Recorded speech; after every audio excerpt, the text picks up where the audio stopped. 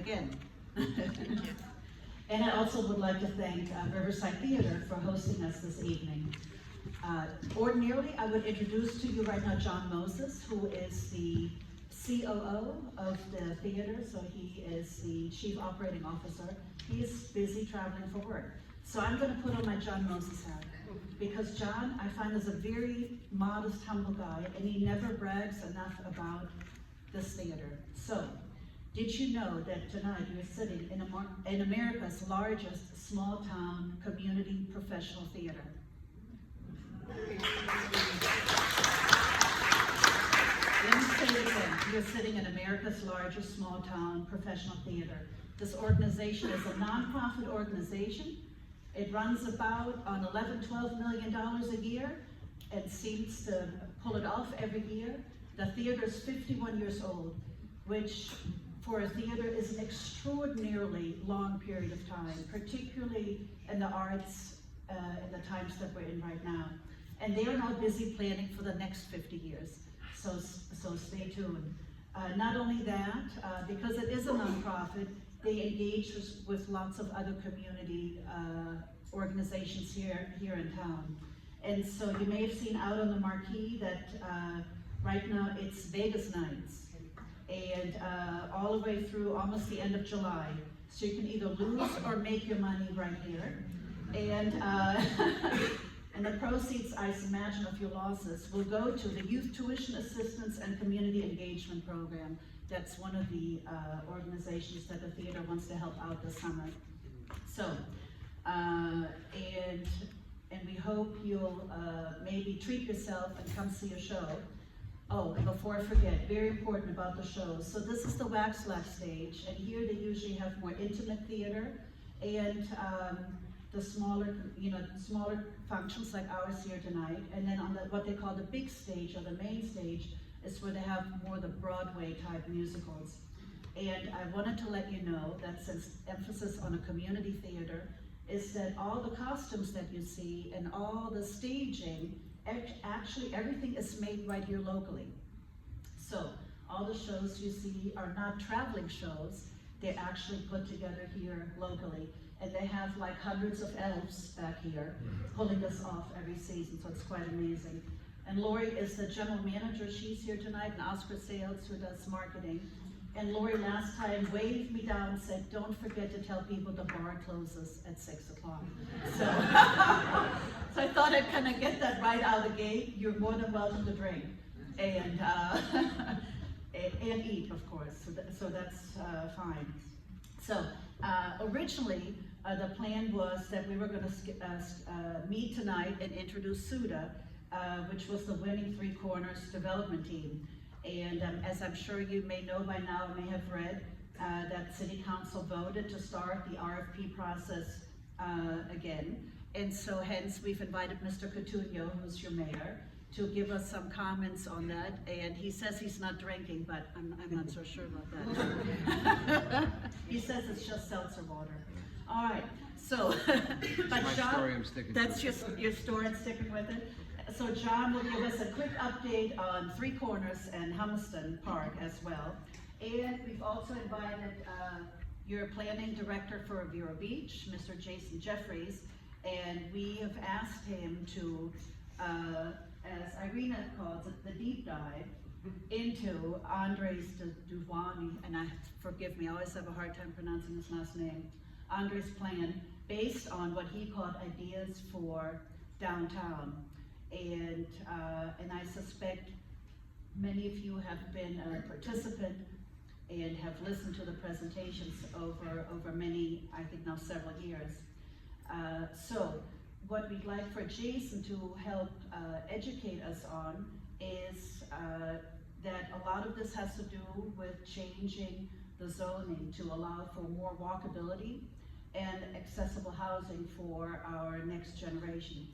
And I suspect many of you here have children. I have 3, and when they are 4th generation Vero Beachites. And I'm just the in-law though, by the way. But I never expected my kids to come back here, because when they were little kids, they called, oh mom, Zero Beach. And I'm sure for for those of you who had kids that grew up here, it was the same, roll the eyes and Zero Beach. Well, I am absolutely shocked and amazed. They all want to come back to Vero Beach. 2 out of 3 are already here. The third one is on her way. So when I thought about, obviously what we want to say this afternoon, I think we should emphasize that a lot of this that we're thinking about is not just for us, but for the next generation and hopefully their little people as well. So you may also know there's a referendum on the ballot in November, and hence we felt it would be of benefit to help us learn more and become more enlightened and engaged about what to look for, and so hopefully we'll make good choices in November. The organizer, Irina Wolfley, I think is an extraordinary person. I find her extraordinarily gifted because she's such a good writer, and I don't know, may I ask how many of you are the first time here tonight, have joined us for the first time tonight? Okay, well this is great, welcome. Hello. And so, last time we met, I had said that Let's Talk Vero is a totally independent, I guess I'm going to call it now an organism, because I had asked Irina one time, so how do you pull this off? And she said, you have to nurture it, love it, and grow it. So, this is what she's done with Let's Talk Vero, to be an entity that focuses on community engagement. And she says, I'd like for people, I'd like to be able to help them become more educated, become more engaged, and more enlightened. And I said, I'm going to call it the 3 E's, because that's the easiest way for me to remember. So it's the 3 E's. So I think it's a terrific community service. And so she's an independent entity, and she loves to drive community engagement, although she does have a job, real job. This is like her baby, her passion. And she likes to focus the engagement around growth and development issues.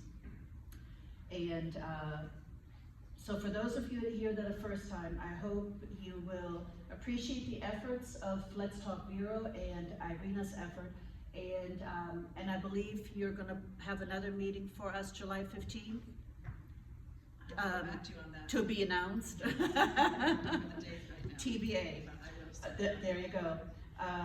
And so many of her subscribers, she has now 6,000 subscribers, participate in her surveys, and Irina put on the table some of the last snippets of surveys that she received.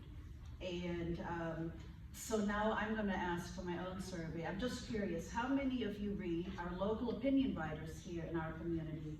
Mr. Reisman or Mr. McNulty? I won't tell you what you think. But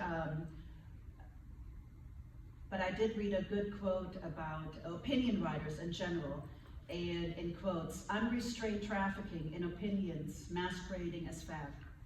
And obviously it's hard for a layman to discern what is fact and what is not.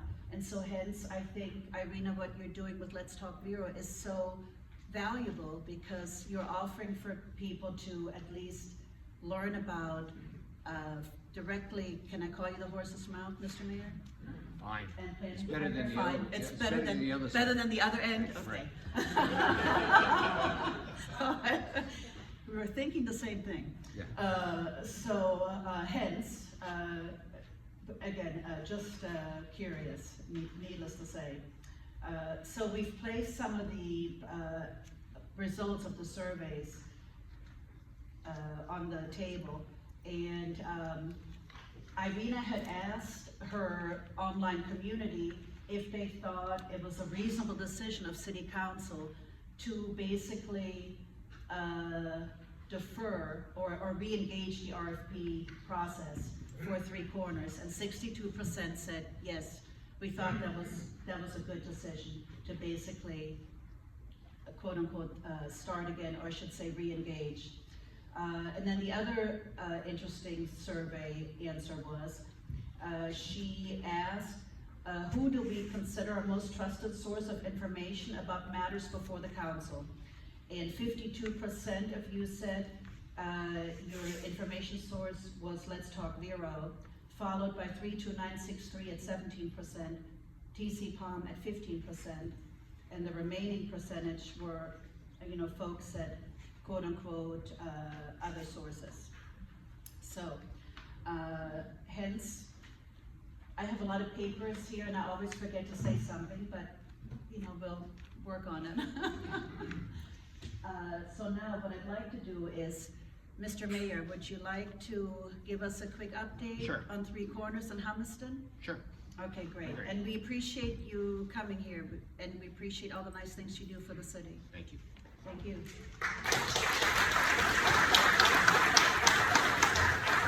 I'm gonna finish your drink. Thank you very much. That's fine. I'd like to, before I get going, because I usually forget to do this, I want to thank Arena and Let's Talk Vero for providing this platform. It's an interesting platform. It's a platform that gets us to engage with the citizens and the community in general. And also for Vero O'Hare for sponsoring it and making sure it happens and providing some nice munchies out there and that kind of stuff. So I think, now, I'm going to make this quick. I guess questions will be later. As we all know, 528, we picked a developer, and on 6-7, we disqualified a developer. And you say, why did we do that? This was a blatant violation of a clause in the RFP. And we could have tried to do something and just let it try to go by, and hopefully no one would notice, but people would forget over a period of time. Or we could try to cover up, but we all know cover up is usually worse than the crime. Or we could admit we made a mistake, an error, by not addressing it that night.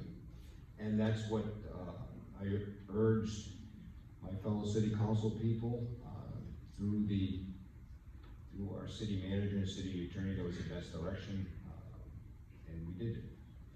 And it wasn't easy. There was a lot of sausage made on the dais that night, and a lot of things happened, some forecastable and some not. But it happened. So now what are we going to do?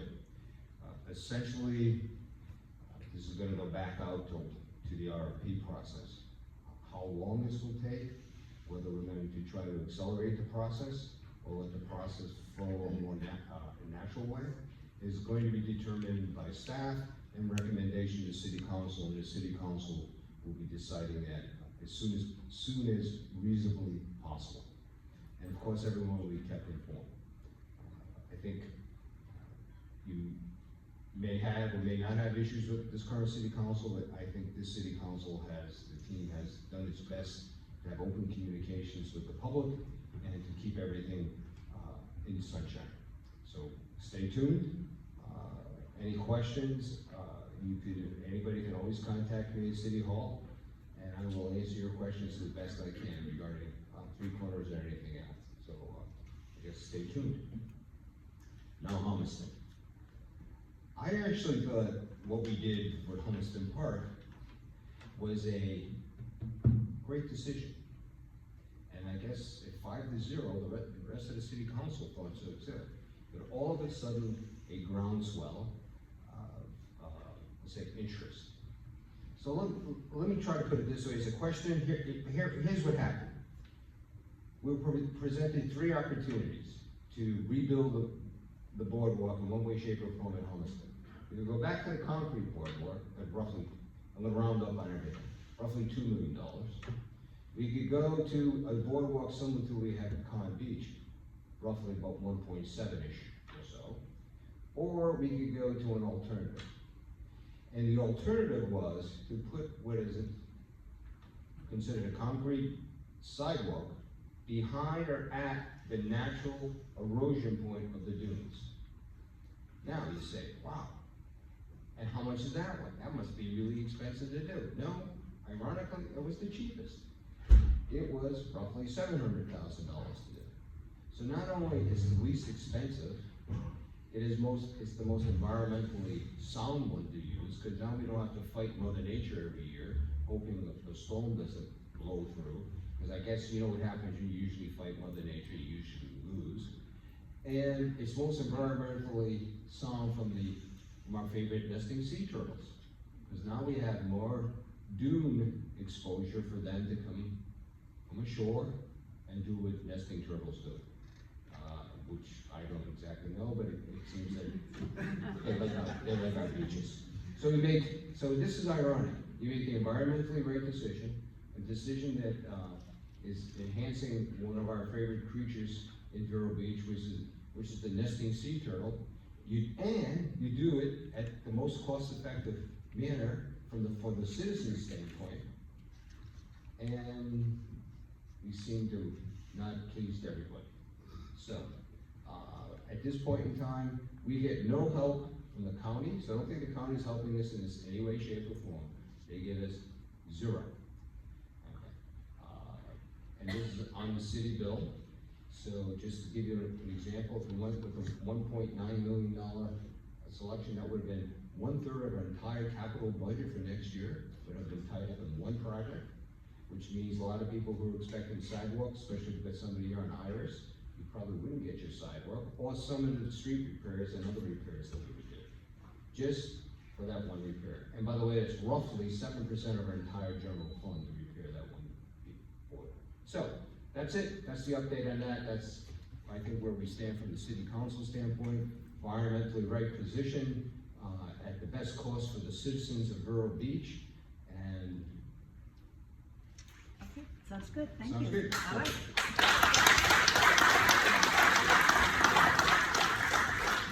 So we'd like to invite you to be brave enough to come up here with any questions that you may have. But before we invite you to come up for questions to either Mr. Coutinho or to Jason, who is your city planning director, I'd like Jason to tell us a little bit about himself and what possessed you to take this job. No, I'm just kidding. I'm just kidding. And so when we met here earlier in the afternoon, I asked I put him on the spot. I said, did you by chance see the opinion piece this morning from Mr. Reisman? And he said, I did. And I said, what did you think? And he goes, I can't tell you. I said, all right. But we have asked him, obviously, here to share with us, or share with you, what is now pending for downtown, and how you see things proceed between now and I assume November, right? When this will be on the ballot. So it's my pleasure to introduce to you, Jason, and I appreciate your time. And then when you're done with your comments, let us know, and we'll go ahead and invite folks to come up for questions. Thank you. As was mentioned, my name is Jason Jeffries. I forgot to give him a little bio earlier today, so I guess I'll introduce myself. Yes, please. So most people here, or I think several people I see around the community know who I am, and probably know my wife teaches across the street at Beachland Elementary. But I was educated in Ohio. I have a bachelor's of urban planning from the University of Cincinnati, which is one of the top planning schools in the country. I have 25 years of planning experience from Ohio, Texas, and Florida. So I've kind of worked from small cities to large cities, cities in decline to cities trying to revitalize. So I've seen it from all different directions, which I think brings a lot of good experience to Vero Beach. You asked me what possessed me to come here. Well, I'll tell you, it was interesting, and I'm sorry, I've been the director for the last 5 years, and what brought me here actually was a former employee who was the assistant city, or was one of the assistant city attorneys, happened to be assistant city attorney of the city I was working up 2 hours north of here, in another community in Florida, and he kept saying, you should apply for that job down in Vero Beach. It might fit you. And I wasn't, actually at the time I was kind of looking, to be honest with you, kind of go back to Ohio with my family, with my Midwestern roots. But it was interesting. I came down here. I tell this story, so I'll tell you guys. I told a lot of people this at the time when I first got here. So I wasn't really expecting to. I didn't know anything about Vero Beach, other than the Dodgers played here. I did know that. So I did know that. And so, as I'm driving in, and I think, a lot of you, if you've been in a lot of other East Coast Florida communities, that main road in is not the most attractive. A lot of them deteriorate as you get closer to the coast, they get worse until you maybe get across a bridge and maybe it gets better, but not always, or it becomes just a big becomes just a big high rise. Well, the difference was here, when I was impressed, I'm driving in, of course, you come in off I-95, and I'm like, where's the town? Because, so a lot of the East Coast towns, you're right there at the city as you come off I-95. Here, you gotta drive, seems like forever until you hit a mall, so as you come in. But then as I was driving in, I'm getting closer, I'm noticing the neighborhoods are actually getting nicer. What I drove past, what I know now is, I saw McCanch Park and some of those neighborhoods as I was getting to City Hall, and so we're a community that has these great neighborhoods in the older area of town that a lot of other East Coast communities don't have. Their closer in areas are, especially on the mainland, or maybe a little deteriorated. The better neighborhoods are sometimes west of I-95. So I kind of fell in love with the community at first. As a matter of fact, so I did the interview. It didn't, and I wasn't, like I said, I was not really expecting on how to. I wasn't really this wasn't the job I was focused on interviewing for it. So the interview went well. I get back home, talk to my wife, and she gets home after me, and she goes, I tell her, this is a great town, it'd be a great place me eventually retire to or something. And then about a couple minutes later, I get the call, getting the call to, from the city manager at the time. It wasn't Monty Falls, who's now the city manager, it was Jim O'Connor, offering me got the job offer, and said, I'll take it. So that's kind of my story of what possessed me to take Vero Beach. I fell in love with the community. The main thing is I fell in love with the community right away, and so is my family. And if you don't know a little bit on my personal side is I have a wife. We've been married more than 10 years, and we have 2 daughters. Both are going to be in middle school next year, and then I have a preschool. We had then a gap, and then we have a preschool age child should be in school in in Beachland Elementary here in another year or so.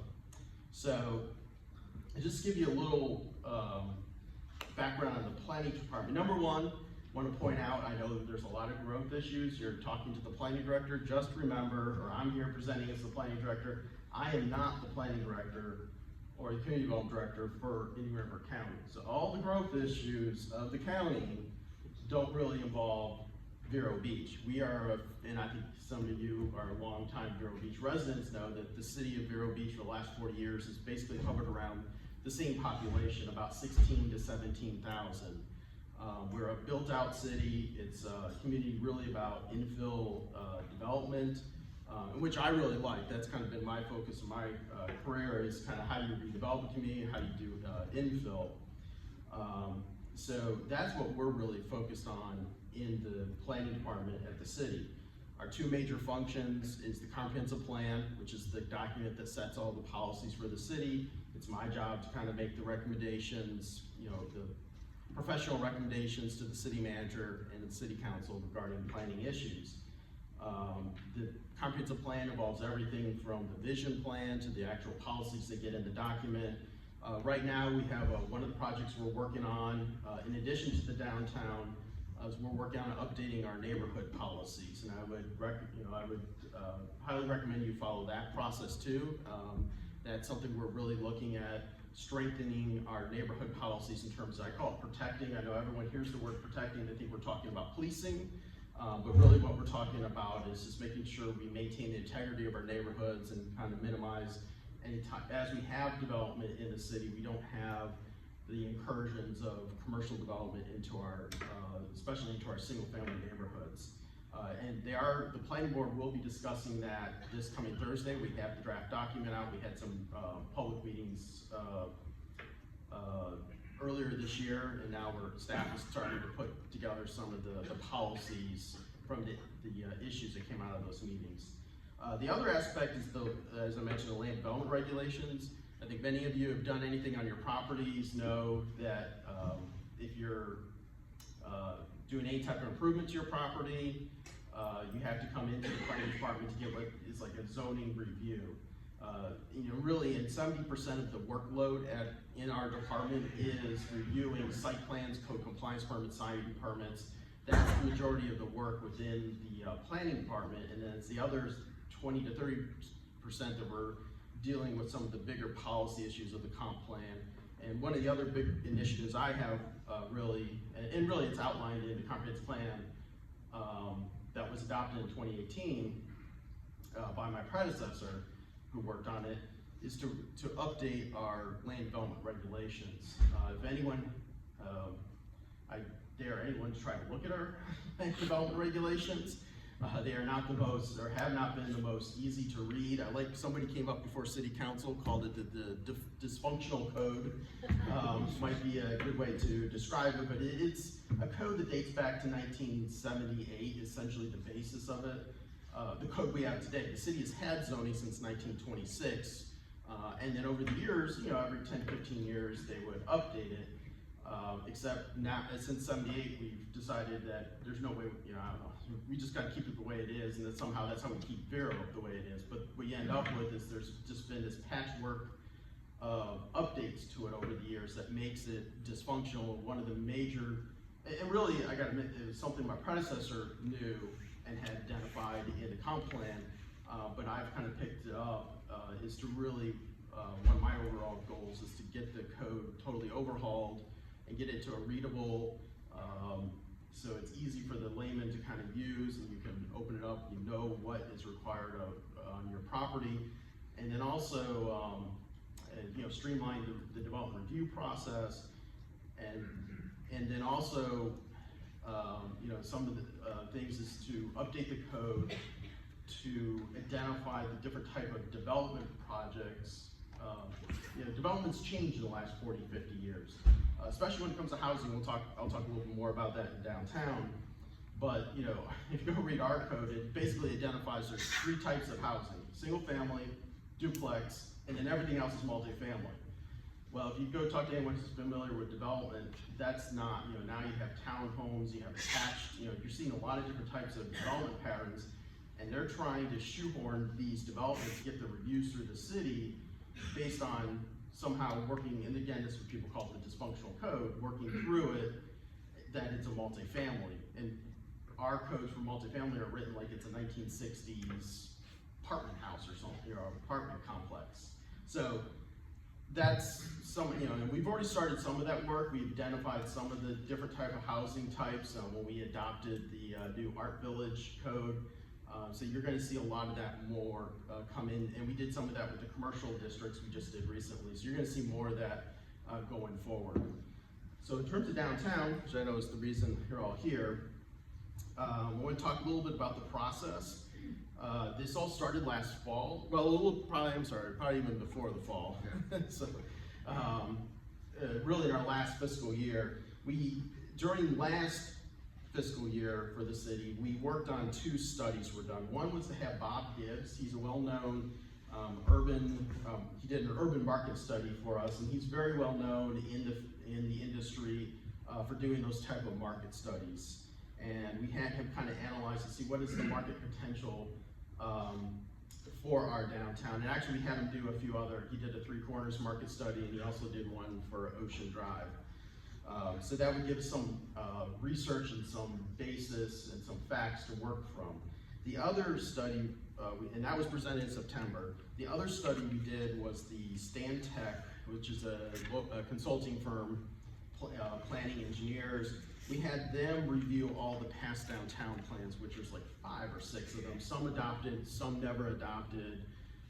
There were like at least 2 of them that were just kind of funded by the local Main Street Vero, but they kind of landed to the up to city, and then there's no record ever getting any adoption. They were just kind of, I don't know, city council time probably nodded their head and said, nice, thank you, and we moved on.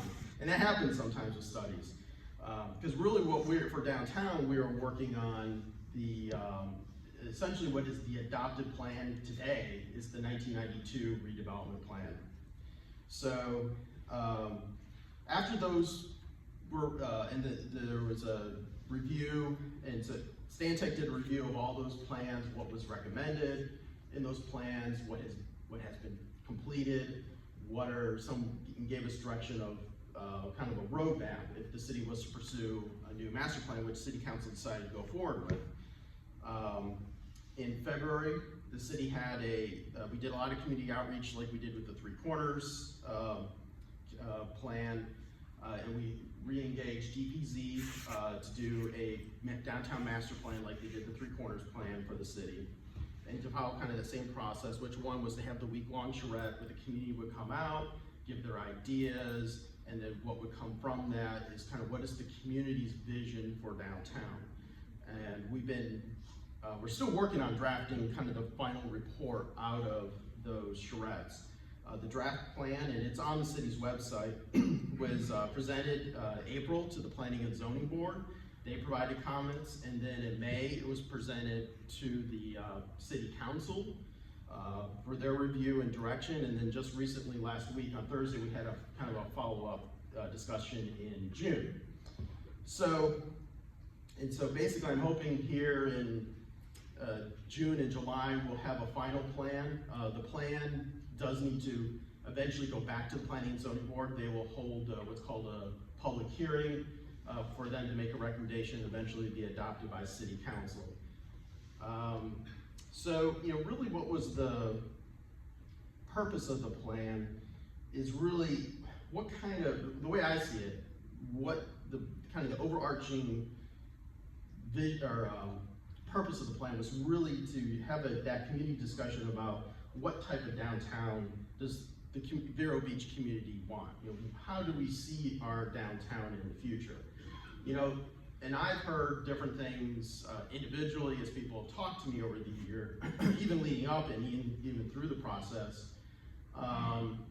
There's some people that say downtown's fine the way it is, just keep it the way it is, why are you messing around with it? And then you have, I know there's other people that want, really, I think, want to see downtown, I say, go to the next level. What can downtown be? How can it be a downtown that the community is proud of? And people say, I want our downtown to look like Winter Park, or I want it to look like Winter Gardens. People point out other types of downtowns. So I think that's really what the discussion was. That's what the community and Andres Dewani, who's the lead of DPZ, and his team, they took all those ideas and kind of put it together, presented it on that final Friday, and then now what we're doing is trying to just document in the plan going forward. This is the vision for downtown Vero Beach. Some of the recommendations, things we looked at, there's a lot of talk, what is the focus for downtown? Is it dining? And I think some of what came out to some of the survey work that was done through the process was how to, really the focus for downtown is kind of as a dining and arts district. So there's going to be recommendations about how do you build upon what is downtown as a dining and arts district. And I think didn't I do a talk up Vero where I presented all those, the survey results too? Yes, okay. And I didn't bring that pad with me, but the notes. But I do know that's one of the things that came out of that survey. The other thing was kind of how do you create kind of a walkable downtown, which, there's a lot of focus on just the different public amenities in downtown, like improving 14th Street as a more walkable street, making it a comfortable walkable street. There's an idea for kind of a destination, kind of a icon, a focal point for downtown is a plaza at that kind of the intersection of 20th and 14th Street, 14th Avenue and 20th Street. And then they recommended some improvements to Pocahontas Park to kind of, arrange it so it's more of a unified urban design for the park, instead of what happens in a lot of parks is every time somebody had an idea of something they wanted, they just kind of throw it. And I've seen that in every community. They just kind of throw we want this, and they just kind of throw it in the park, and it's just random. And I think what the DPZ team came up with is some ideas for kind of unifying the public face of the park. And they even made recommendations of, My favorite is always Andres Dewani. He doesn't hide away from telling his opinions of things. I know he really loves our city hall. And I told him that's the office I worked in, so office building, but he calls it dreadful. But also, you know, it was interesting, you know, and then he commented on, you know, because the charrettes, both the three corners and this charrette process were held at our community center, you know, in the Florida room. That's where we put them. And I think his comment was, you know, at first I didn't like this building, but I've come to love it. And he came up with, if you look at the plan, there's some recommendations making some improvements to play off the buildings. This is the community center, the kind of the mid-century modern architecture of it, to give it a better street frontage, and to kind of improve the building facade. It probably needs some maintenance and improvements to it. So, you know, that's some of the ideas that came out. One of the other major concepts, and I think that's what's starting to be really talked about right now, is about the other aspect was how do we get more housing and different type of housing types for mix of incomes and people at different income levels in our community, and can we provide those opportunities in our urban core. If you recall, and I encourage you to really go online, look at the draft study, or draft report document, the presentations are online. There's a lot of talk about different types of housing. There's a talk in the planning field a lot about what's called the missing middle, which again is the single family. You know, there's the single, in our country we've had just kind of single family and then high density, and there's a lot of talk about different, what they call the missing middle. And I think we have opportunities in our urban core of the city, which really is, if you look at the study area, it's downtown, kind of that area around 14th Avenue, and then the study area does go over east of the railroad tracks.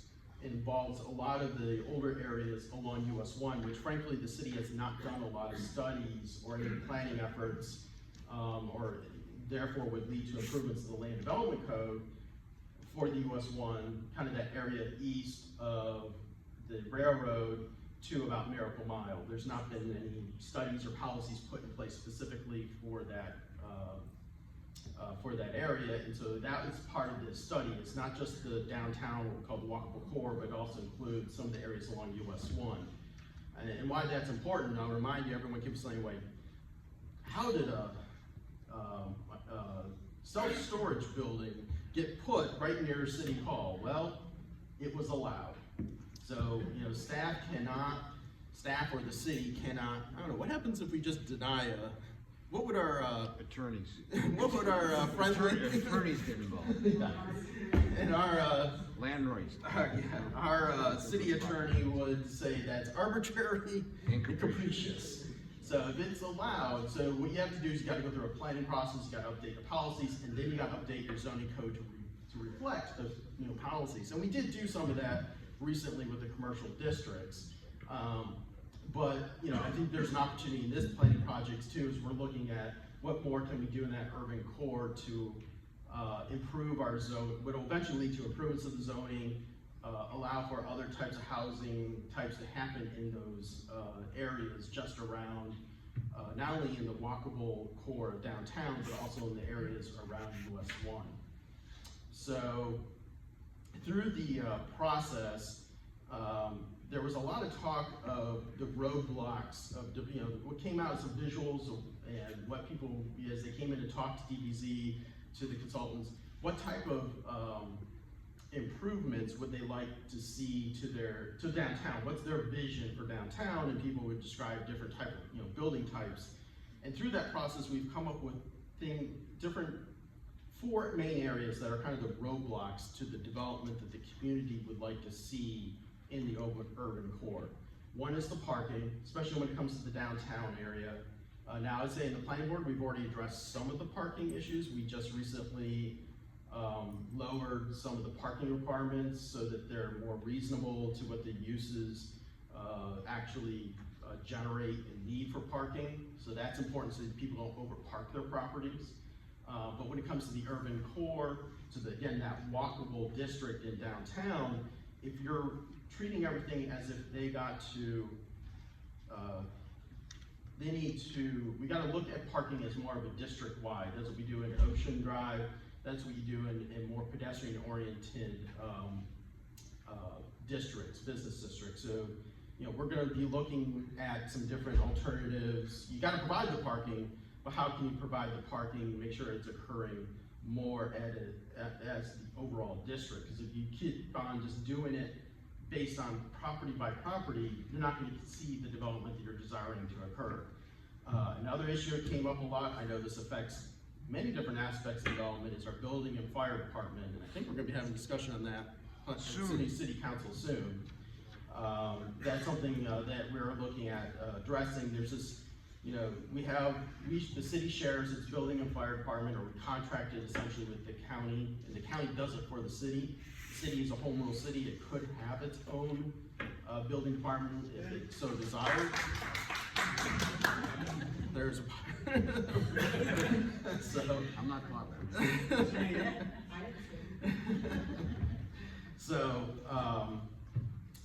But you know, I think what's important is you got the county is more oriented towards greenfield development, and you have staff that's more geared towards implementing building code, fire codes as if it's a greenfield development. We need an approach that understands the kind of the challenges that building code, fire code have to existing structures or historic structures in an already developed city, especially when it comes to adaptive reuse of those buildings. And that was identified in the plan. Another one is stormwater. That's another one. The city generally treats stormwater as site by site. Each site has to retain its stormwater online or on its site. And then the final is, and of course with stormwater, we're trying to come up with solutions again to kind of deal with it more system-wide, especially for the walkable core. Density, and there's been a lot of discussion about that. Is to kind of look at how do you do transfer development rights, how do you encourage other development to occur because of the density limits in downtown. The way the city's code is written, you basically have to, in downtown, it's limited to 17 units per acre. And one of the things, you know, I did a presentation last Thursday, showed people that the Pocahontas building has just 24 units in it. At the density levels, it is approved for that, at 24 units in that building on that parcel, it's actually at 70 units to the acre is what's that actual site, that calculation. So that building, as it is today, exceeds the density limits in downtown. The Florida Theater has 8 units. It was closer to 50 units to the acre. And then another one is the Muse. If that's a site, I think a lot of people would say we'd like to see redeveloped. With its number of units, it's already at 50 units to the acre. So how do you incentivize people to redevelop a site when the site itself already exceeds the 17 units to the acre? You tear it down, you have to meet the current code. No one's gonna tear down a building and put less units on it. So, I don't know, unless somebody knows a way to do that, but I don't believe that's financially feasible. So that's kind of what the discussion about density has been about. So I know I've talked a lot, so I just wanted, that's kind of the overview of where we are with the downtown master plan. I'll just keep reminding you the draft plan is online. There's the, you go to the planning page, and then from that you go to a downtown page. So, and we're still working on finalizing the plan. There's a lot of final details, especially the implementation that I'm still working with the DPC staff to final on its document, and then we'll get that before the planning board. And we'll keep you up to date on the city, on the planning page. So with that, do you have any questions? Yeah, let's see. Who's brave enough to come up and ask a question? You don't mean to put you on the spot, but the microphone doesn't reach. So, but we would welcome some of your input or questions. Yes, would you be kind enough to come up here? Because it's a, community function, it's videotaped and it'll be posted online, so, and the camera's right there. Thank you. My name is Jonathan Rose. I was particularly interested in the issue of zoning. It appears that the zoning issues are the immediate problem that you're having with dealing with downtown. And if I am correct, and please correct me if I'm wrong, would taking care of the zoning then permit people who want to come in and develop downtown know what they're looking at when they're thinking about purchasing property and redeveloping? Well, The reason I ask that is because if that is the issue that may stop things, would we want to go into that first? Well, that's what this is. Density is part of zoning. That is the zoning. Did you mention that the zoning code was outdated? Well, the code dates back to, yes, the overall code dates back to 1978, but I did also mention that the code has been updated from time to time. So the city did, through the 1992 plan, did update the zoning for downtown. They did at the time, thought they put in enough flexibility. So there's not a use issue. I mean, there's a lot of uses that are permitted in downtown, in the downtown zoning. It allows you to build to the 0 lot lines. So there's not a setback issue. Where there are development issues are the 3 areas I talked about. The requirement of stormwater, so if somebody was to wanting to redevelop a site, they have to meet the current city requirements. So for stormwater, you have to provide it on the site like you do if you're a greenfield development. There's a lot of cities, what they do is you treat it more on a district-wide, so that you do what's called a fee in lieu of, so that you have kind of a stormwater drainage system, which the city already has some of that existing. There was a stormwater system put in place, but now we can do improvements based on people development. So the fee in lieu of would be the response. Parking, that's another aspect of zoning. They did kind of loosen some of the parking requirements in 1992. And probably I would tell you that what we see today on 14th Avenue is a result of the changes they made, especially to the parking requirements. Because people can change out, put new uses in without having to meet the current parking code. Would changing the zoning help with the density issues? Density is part of zoning. That's a zoning requirement. Okay, do we have the necessary zoning to allow for the development of downtown? Yes, other than those 3 areas that I'm talking about, parking, stormwater, density. Okay, and who's fixing that? Referendum. Well, on density, you have to go, so on density, okay, so there's a charter. I didn't go into all the details about the charter. The city has a charter that states that the height limit and the density limits as they exist in the zoning code as of 1989 cannot be changed. So that is what the reason for the referendum. So that's going to be a citywide referendum to allow for the changes if that, To allow for those issues? Yeah, to allow, to give the authority to council to deal with the density. And how will that referendum work? Will you draft a new set of codes No. to present to the city for voting? No, it'll have language, it'll be a referendum question. The city council is looking at 2. One is to allow for the transfer of development rights, which allow you to transfer development from one property to another. And then the second piece is to increase up to a certain cap of number of units in the downtown district. And the downtown district will be mapped out as exactly Right. how we're going to permit it or not permit it. Right. Okay, thank you. Yeah. So are you gonna have separate density and height limits in downtown as opposed to the inclusion of I? Yes, we're only talking about downtown. So you're trying to increase height limits? No, we're not trying to height limits. There's no discussion of, again, I would recommend you go on to, I'm sorry, there was, we're in the theater and it has no ability to show PowerPoint, but when DPC went through and did their, as part of the shreds, they did a whole analysis, and they showed that if you build out to the current height limits in downtown, which is 50 feet, you build out to the setbacks, all that what is allowed in the current district,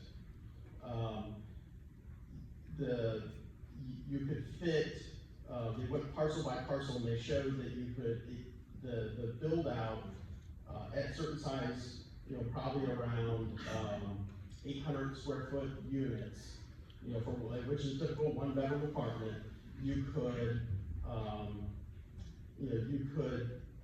the density would far be more than 17 units per acre. So you've got to really go look at that draft plan, you know, show you how you get to the, how they kind of backed into the density. And can you explain to me why they think the downtown density should be different than the Ocean Drive area?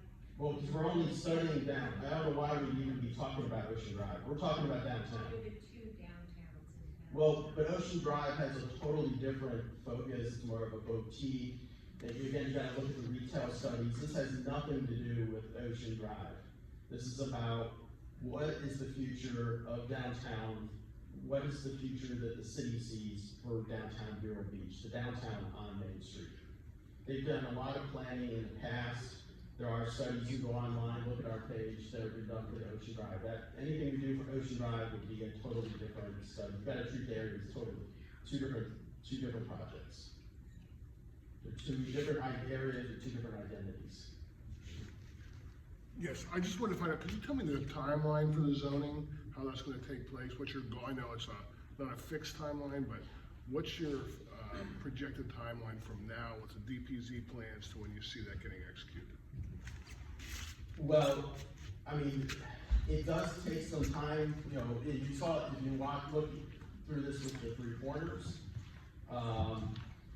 you have to, once the plan is finalized, we say that happens in July, then the city will have to go through a process to update its comprehensive plan. We have to go through some data analysis to do that, and then you put, and then once you have your comp plan, then you update your land development regulations. It could be a year process. So I mean, that's realistic, going from the July timeframe to the comprehensive plan, and then that has to get modified, adjusted, approved. Right.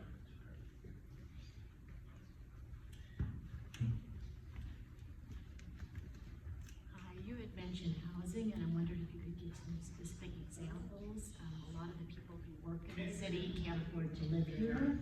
Right. So, Well, and I think that was somewhat, Would you be nice enough to ask your question again? A couple people couldn't hear you. sorry. No worries. I was wondering if you could give some specific examples of plans for housing, because our county is unaffordable for most of the people who work Right. here in the city, even more so. right, so I think this whole, part of through this process, that was a lot of what the discussion was, how do we encourage different types of apartments, especially apartments, more attainable housing in the downtown. So in the walkable core, there's a lot of talk of what would be 3 to 4 story buildings with those 800 square foot, 1 bedroom units on average. The rest of downtown, you know, the rest of the urban core, you know, that area I was talking about is more east of the railroad. There you might be, which some of this is already starting to be built, but it might be a little more apartment houses, it might be row houses, detached housing. But the idea is to get to smaller units that are more affordable or more attainable for the younger. Right? That was a lot of the focus through the plan, through the charrette process.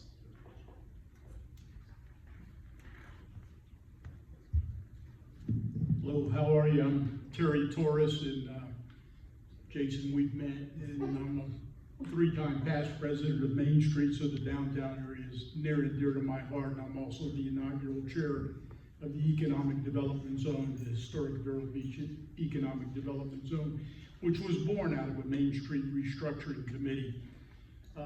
So first of all, I have to say you're a welcome addition to governance in Vero Beach, and your open-mindedness and your progressive attitude is really going a long way to maybe moving the puck a little bit.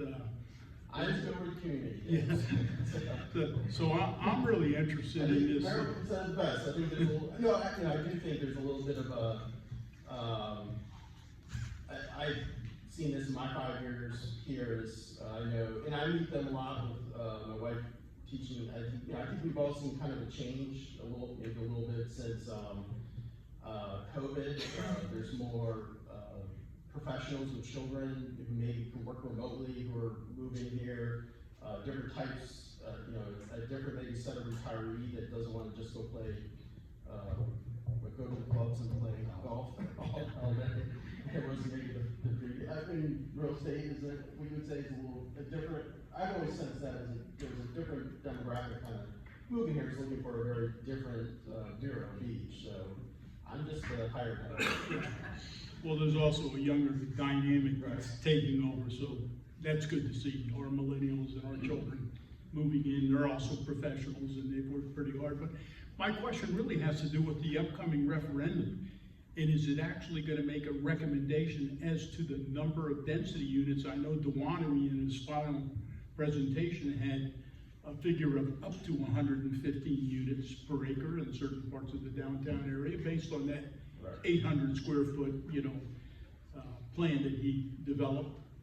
Are we actually going to vote on the number of density units, or is it going to be a little more generalized and we'll have to adapt the density? So there are a couple things. So let me explain first of all, kind of the process from here. One, if there's again, I think as you heard me mention, there is this provision in the city charter. The city council does not have the authority to increase the density downtown. What was identified through the SHREC process was the density needs to be increased if you want to get these housing types and you want to make it feasible for those type of buildings to be developed in the walkable core.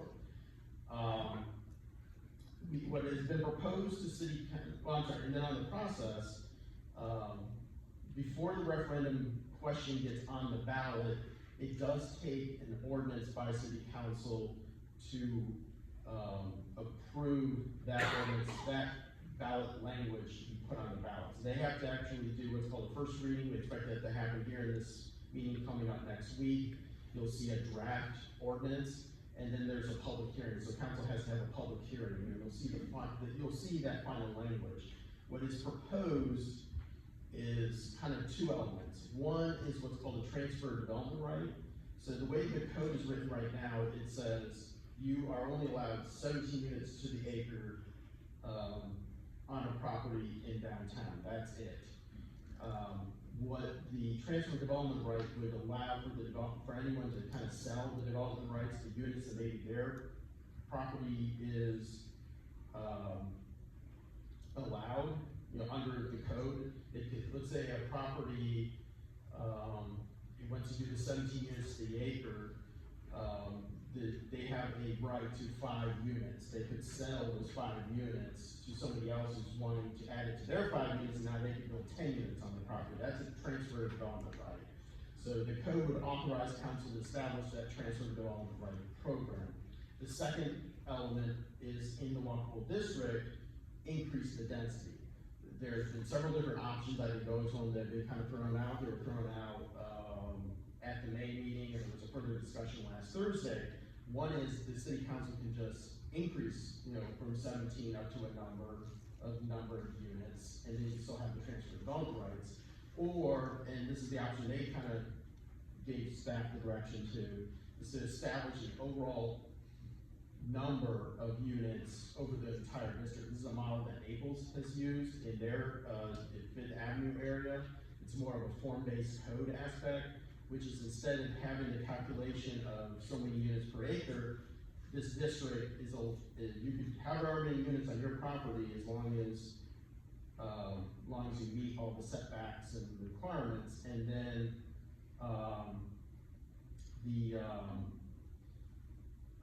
the height limits meet all the setbacks, meet all the code requirements, but there would be like a maximum number of units in the district overall. So the second Now, part it's of my, 20 right now, we've kind of targeted this number 2,500, which now I'm hearing, I don't know, that opinion piece will say, who said, oh my God, how can we have 2,500? That's the whole size of Fellsmere.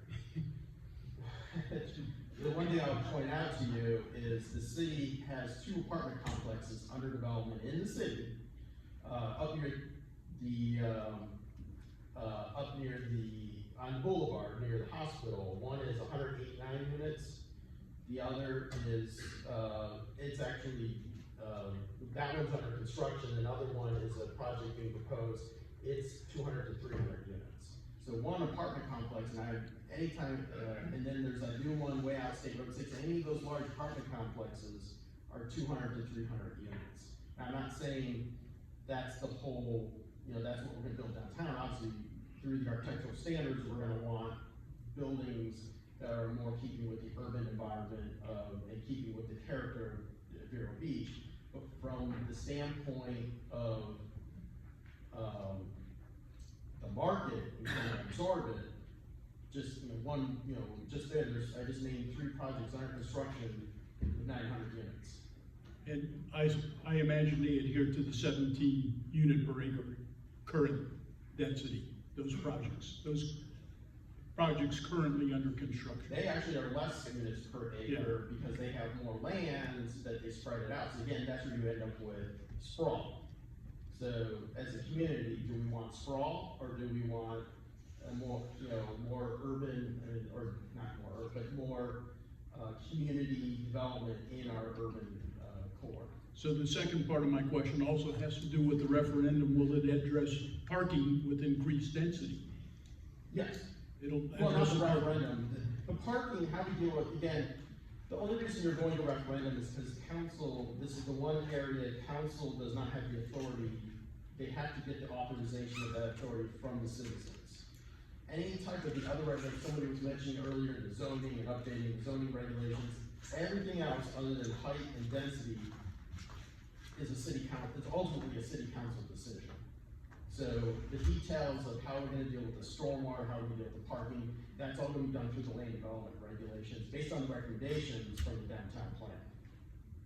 So what about it, Mr. Mayor? Can we get to higher densities and, with addressing the current parking needs of the community?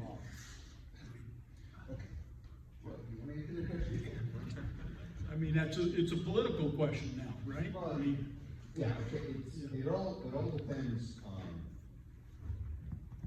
it's against the law of physics for everybody to park in front of the place they wanna go to.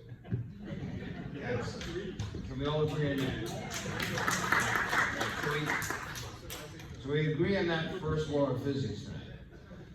Now, in the downtown, the one thing, Andreas Duane's plan did was, they actually went out and physically counted parking spaces. There's adequate parking downtown if people don't mind walking a block or two.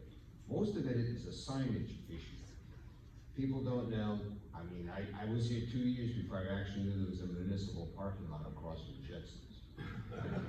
And, there's also there's the parking lot for the courthouse.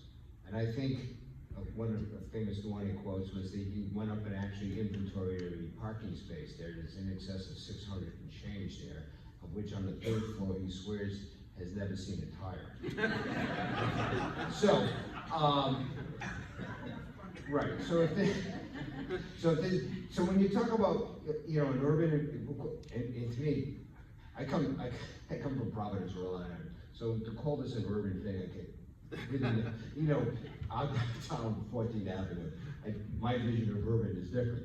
But you're not going to be able to park in everybody's in front of their building. You're going to have to be able to walk. So you're going to be urban, quote unquote, urbanized. You're going to walk. Now, when you go to, malls used to be involved a while ago.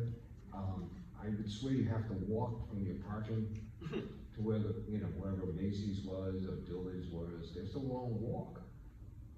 People don't seem to mind walking there, or when it was in vogue, I guess, or whatever mall you go to go down the PGA, down there, you walk a long distance to get from your car to the mall. So we're asking you to walk a block, maybe two, to go to what we call our urban core, and I think that's reasonable. And that's what's gonna have to happen in an urban environment. You're not gonna be able to put all those parking spaces exactly, within the stone's throw. So that's my answer. Good answer.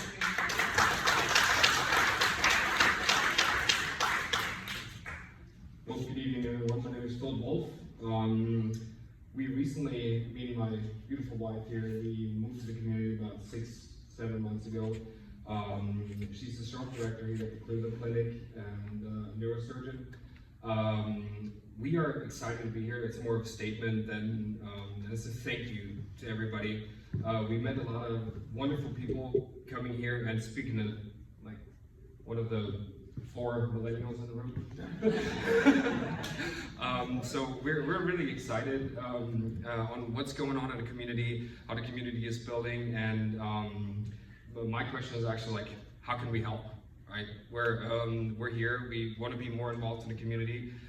We feel very welcome. We got the chance to meet some wonderful people like our mayor, like Wilfred Hart, that introduced us to a lot of people, and we're super excited to be here. And even as a millennial, born in the late 80s, it's a wonderful place to be, right? It's I know there's a lot of, you said it earlier, your kids are coming back, and we've been seeing that more and more just being such a short time here, and we're super excited, and I love what everybody's doing within the city council in the county, and yeah, we just love to be here. That's all I wanted to say. Thank you.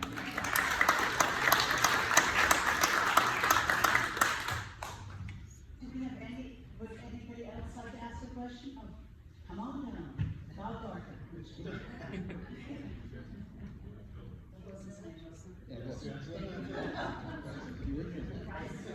Hi,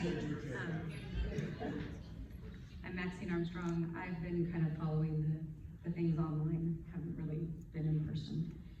And I was downtown Friday and I talked to, I believe it's Tracy, about the referendum that we want to put on. As I was watching the thing, the question was really, it seemed from the city council, how to put the referendum in 75 words. Or less. So, first question, has the referendum been written? It's in the process. Yes, no? Well, I think as I mentioned earlier, there's gonna be, before it gets on to the referendum, the city council has to pass an ordinance. So they'll take what's called first reading and then the actual public hearing. So right now we're slated, first reading would be the June 25th? It could be. June 25th is the next city council meeting. Yes, that's for sure. Right, got my dates right. July 20th. Yes, so June 25th would be the first reading, so you'll see kind of the draft language as presented by, staff and working with the city, working with the city's attorney. That draft language would be put before, there would just be a first reading, but you'll see what kind of is the proposed language on that June 25th meeting. So you just go on the city's website, go look at the agenda, and So pull the item, and then there will be a public hearing at the July 23rd meeting. So my follow-up's kind of out of date then. I was going to suggest possibly having a community involvement in writing the referendum, which would maybe be a contest with some kind of thing that would cause the community to get involved, to learn exactly what it is that the referendum is asking precisely, and to get the community knowing exactly what the referendum would be asking for, and to be able to articulate it better. So I know that the time is short, but It's gotta be written in a legal form, has to meet state statutes. I mean, I love your enthusiasm for, but this is not a creative, it's not a creative writing exercise. And, but This is there for could the be parameters. But it's important,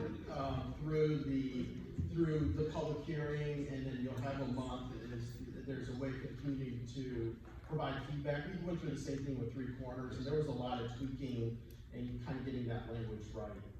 So I encourage the community to be involved, just but to understand, it's gotta be in a legal form to meet state statutes, and, has to have certain, wording in it, to meet. And then it has to go to the supervisor elections, who has to review it one more time to make sure it conforms. And then it gets on the ballot, then it will go on the ballot. So there is a process defined by the state of Florida. Again, 75 words or less, it has to refer to the code that we're trying to change, and what we're trying to do, the change we're trying to invoke, and, kind of a short explanation. And once that's approved, once that's approved and it goes on the ballot, then the city has to go silent. And what I mean by that is the city's not allowed to go out and promote one way or another the ballot. No emails. Referendum. It becomes, we have to take a strictly neutral position.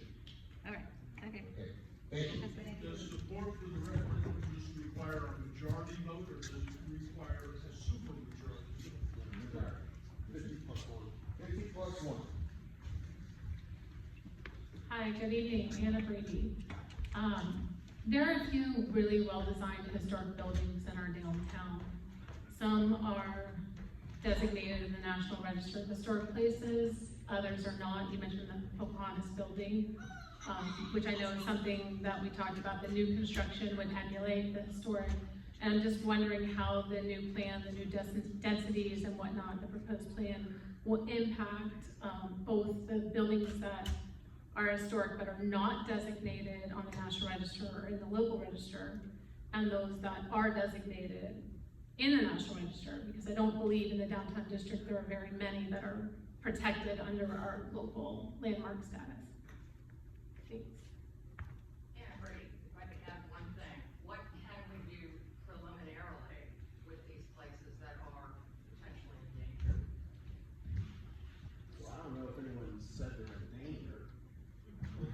So, Well, that's my question, what is it, I'm all for increased density, we're all rooting for the same thing here. what's that? I'm all for the increased density and comprehend well why we need that. Well, I think one of the things, you'll be coming back, we're working on with DPZ, in the final plan, it's gonna identify where the, current sites that are designated historic, either nationally or locally. It's also probably gonna make recommendations on other buildings that are potentially, needing, those protections. Like the Pocahontas is a good building, there's a few other key ones. They already went through and did an analysis, when we were coming up with the density number. And again, if you look at the presentation, you will see, there's a map that shows the properties that are most likely to, what they said, be redeveloped, and the ones that would be, what they said, or possible. I think was the, and there's a color code to them. So there are some properties that you'll see that are just blank, they aren't showing them as possible or, most likely, and that's just like the Pocahontas is a good example, something that's not designated, but we're not showing it for any type of redevelopment. So, as a potential site for redevelopment.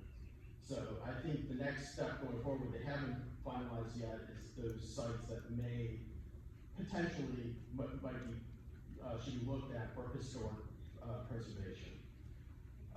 One. The other thing to keep in mind with the transfer development rights, I think,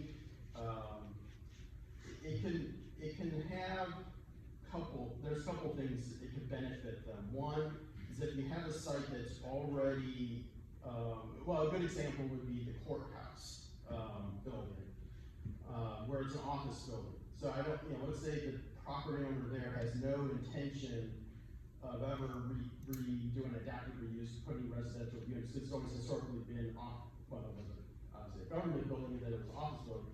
That's where they could sell their development rights to somebody else to redevelop. So now that would help protect that building by them selling their residential development rights to that site. The other flip side it could help is if you get, and I don't know if we really, again, this is where DVC needs to finalize kind of their analysis, but if there's a site, let's say a potentially historic building that is potential for adaptive reuse, putting more residential units.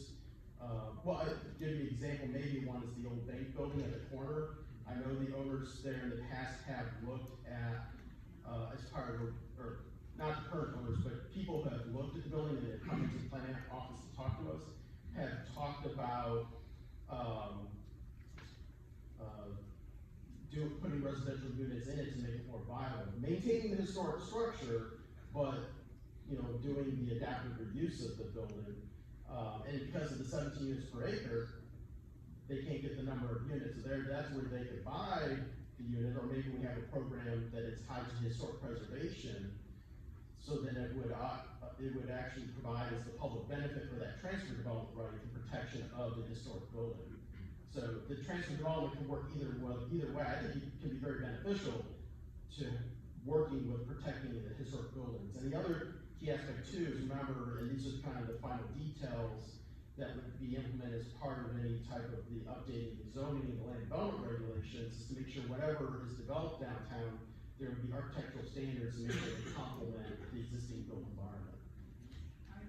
Is the plan going to be changing areas that are currently single-family homes into multi? Is that going to be increasing? No, we're not. Again, there's another project that the city, the question was about, is the city changing anything that's single family? Nowhere in any of the study area, and again, I tell you, go look at the document that's out on the city website. It is not talking about any of the single family residential areas in the city. There's another project that we're working on, which the planning board will be discussing. Feel free to come down Thursday at 1:30. The planning board is talking about the neighborhood policies, and that deals with our single-family residential areas and some of our multifamily residential areas. That's a different project. This project is only about the urban, kind of the historic core. All of it is either mixed use or commercial areas of the city. Bob Stanley, I'm a resident of the county, not the state. And I've got a comment and two questions. I hate it when people say, quick questions, they're never quick. And it's like, to make a long story short, they're never short. My comment is, yes, increase the density downtown. It'll bring younger people, more workplace, affordable housing. Let's go with it. Related to downtown, I'm curious who bought the old Fish and Wildlife property, which is a beautiful piece of property, wonderful old oak trees, great shade in there, and what might happen with that. And there was also talk related downtown of a linear kind of walkway park going from the Jimmy Gray's complex to downtown, so a walkable type of park. And I love your comments and welcome to Vero Beach. Thank you.